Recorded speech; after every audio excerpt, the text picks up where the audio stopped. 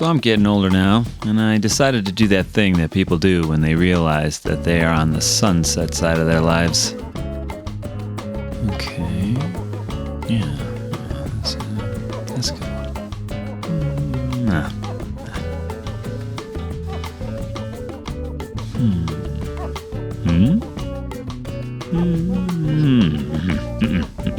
Oh.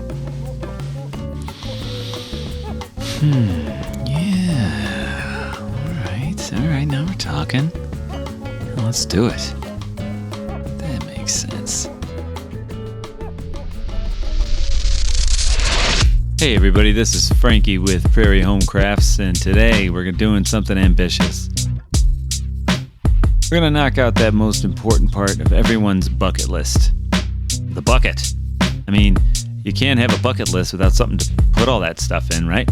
So do me a favor, hit that like and subscribe button and stick with me as we make a bucket to carry all our hopes and dreams in, or maybe just some fruit or whatever. So to build this bucket, I was thinking select pine, but my wallet was shouting select fence picket. So here we are, working with wood that's about 40% moisture and 60% spite. We're going to transform that humble cedar picket into a beautiful rustic and hopefully useful bucket. What could possibly go wrong? So let's head over to that miter saw and give this picket a much needed haircut. Need to make sure we get a nice square edge to begin with. We know the big box stores give you all kinds of weird edges to deal with. So we're going to need 6 pieces at 8 inches long and 2 pieces at 10 inches long. And these will make for the foundation and the bucket's staves. Staves is just a fancy bucket talk for sides. So, cedar is great for this. It's cheap, it smells like a spa. But it looks like it was recovered from a shipwreck, and sometimes acts like it too. A lot of the time, you leave the store with a straight piece of wood, and by the time you get back to your house or your shop, you get the project going, it looks like a banana. So, alright, almost there. Get these 2 10-inch pieces long cut, which are going to make our bottom.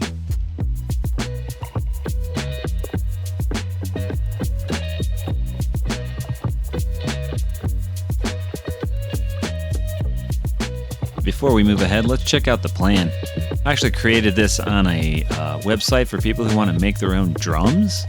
So this isn't quite an angled staved bucket, but it's more of a drum, but it's a bucket. It's a bucket drum. I'll drop a link in the description below if you'd like to download that to take a look at the dimensions and angles if you decide to make this wonderful bucket yourself. So now we're over here at the table saw where all the magic or potential chaos happens. We're going to rip a couple smooth sides of these 10-inch boards. These are going to result as the bottom of the bucket, which is wider than the picket. So we're going to actually glue these together. And we'll do that and wait for that glue to dry while we're mashing up all them staves we need to make. Nothing fancy happening here, just a little glue, a couple clamps, and a little wet rag to get all the squeeze out off of this cedar. Definitely want to get that squeeze out off so it looks really nice and smooth when it's dry. And if you plan to paint or stain, that will take well. Later we're going to come back to this piece and cut it in a perfect circle once we know the exact size we need it to be. Now that we're back over to the table saw, we've got to make a groove for that bottom to actually set in. So we're going to actually make a dado into all 6 of these pieces as thick as the fence picket material. Now, you probably want to do this with a dado blade. Maybe you want to do it with a router. I swear every time I put a piece of cedar on the router, it just sends it into outer space into a million pieces. So I'm just using my table saw, moving the fence ever so slightly, making that groove a little bit bigger and bigger. But yeah, if you have a nice dado set, I recommend that as well. It's going to be about 5/8. This is a 19/32 picket, but considering the cupping that it automatically comes with for free at the store, yeah, you might want to make that a little wider than the actual dimension.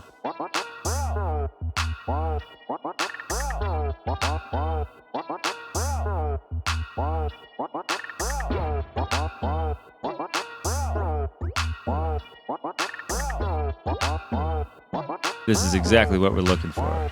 That piece fits right in there with a nice snug fit. So let's run the rest of these through and then flip them over. That's going to obviously be the inside of each stave. Perfect. Good enough. Same thing.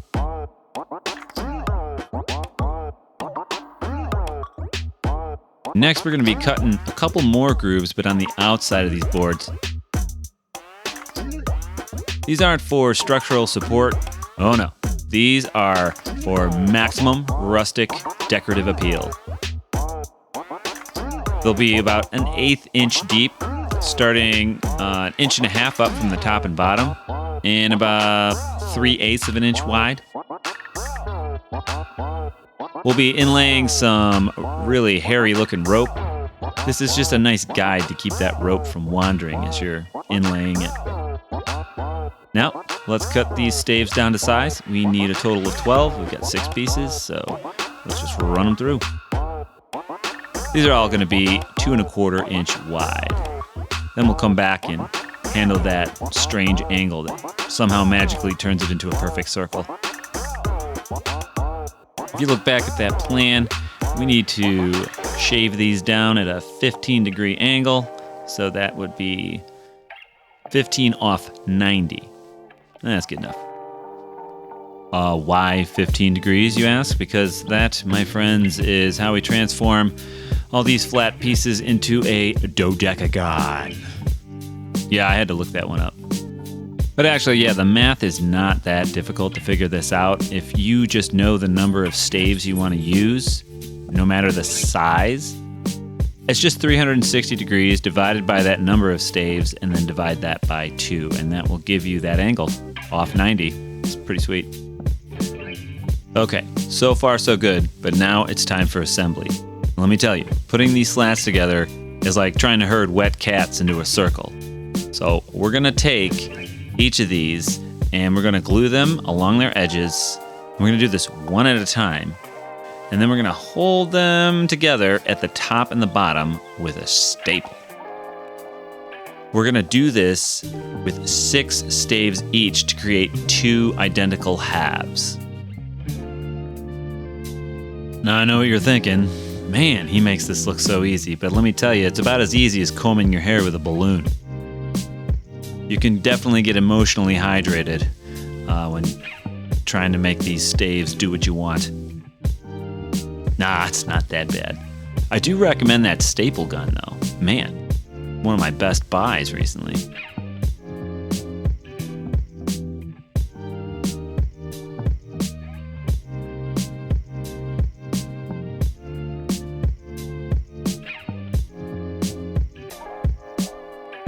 All right, we are so close to having a bucket to cry into after all the emotional stress of trying to get this thing together. Okay, while our 2 halves are setting up, we need to tackle that bucket bottom. We need to kind of get that rough outside diameter, about 8.5 inches, and we have about 1/4 inch dado action on the inside. So if we measure 8, that should be slightly larger, and we can just sand it down to size to get a nice snug fit. And we're gonna do this over on the bandsaw. Yeah, that's my bandsaw. That's what it sounds like. For real. Come on. Okay.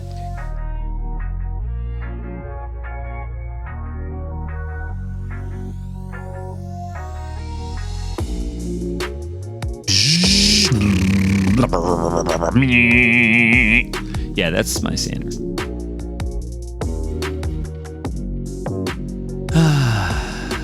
Nothing like watching a sanding wheel give this Cedar Picket a nice shave. And now for the moment of truth. And, okay, this is more like the moment of lie. What? No problem. Just head back over to that sanding disc and remove a 1/16 or so, a bit at a time, until we get a nice snug fit. I guess this would be the real moment of truth. And look at that. Beautiful. All right. Now we are going to get this thing all put together. We are going to apply glue to the inside of those grooves and join the sides of our bucket halves. We're going to slide that piece into place and then bring the two halves together. And this is where it should hopefully become a dodecagon. If it doesn't work, I'll kick that thing in the dodecagons. Yeah, so all emotions aside, to get these sides to stick to the bottom or the bottom to stick to the sides or whatever you want to call it, I'm just driving one single brad nail through the outside right into that bottom to hold it securely into place. And you can see I'm using this Titebond 3, which should be rated as, waterproof glue. So I don't know what you think. You think this thing's going to hold water? I'll let you decide. Probably not. But hey, just let me know in the comments below anyway.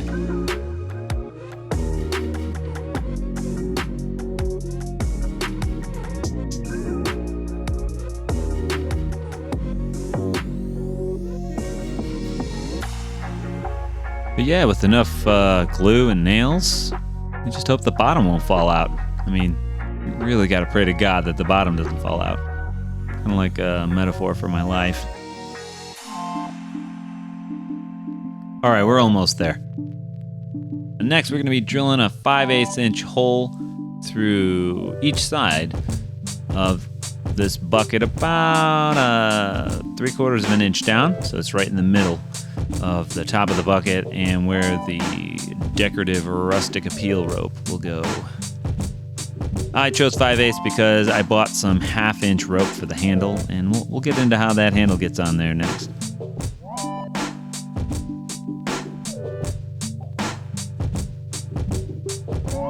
I'm thinking that this Picket is starting to fully accept its new destiny as a bucket. I think it's looking pretty good so far, yeah? And I'd also like to mention at this point, after you make these holes, would be a great place to either paint or stain the bucket, if you so choose. And then come back later and get to this part where we add the absolute best, most unsupportive, but rustic look and feel to this rustic bucket.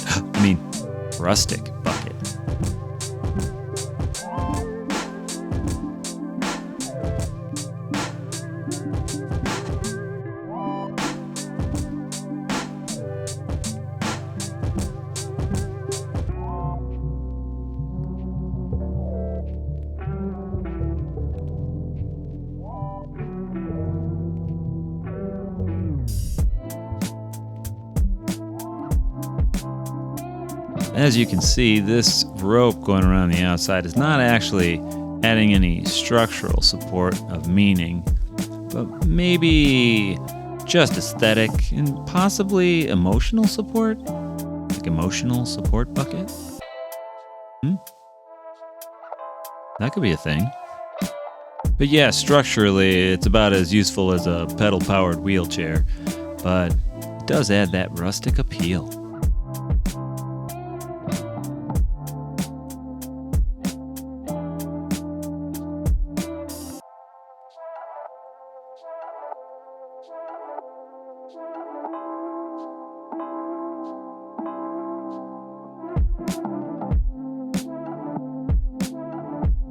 And finally, we're at our last step. We're going to make that rope handle happen. I got a couple feet of 1/2 inch rope. I'm going to feed it in from the outside and fold it back on itself, and then take some of that steel wire and wrap it around to secure it in place and add maybe a smidge more of that rustic appeal.